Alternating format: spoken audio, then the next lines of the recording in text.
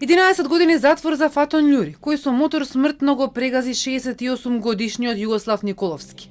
Веднаш до зградата во која живеел, кај паркот на франкофонијата покрај Вардар.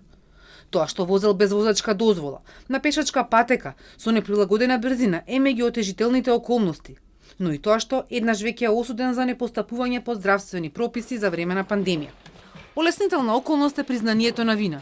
Искреното кајање, рече судиката, но потенцираше дека за вакви сообраќајки со смртни последици потребна е построга казнена политика.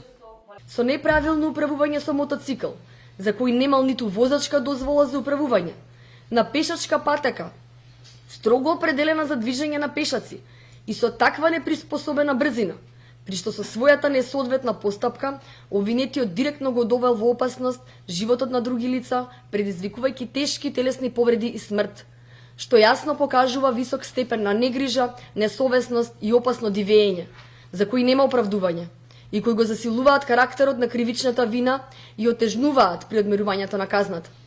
По пресудата, одбраната бараше да му биде укинат притворот, но судиката одлучи да му го проложи престојот во шутка до правосилност на пресудата.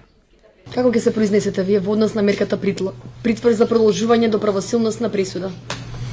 Се согласувам за тоа што кажува Панка. Дали сакате нешто друго да додадете? Не, фала. Семејството на Николовски ни солзи слушаше како судиката во детали раскажуваше за кобниот 1 јули, кога животот го загуби нивниот татко и сопруг.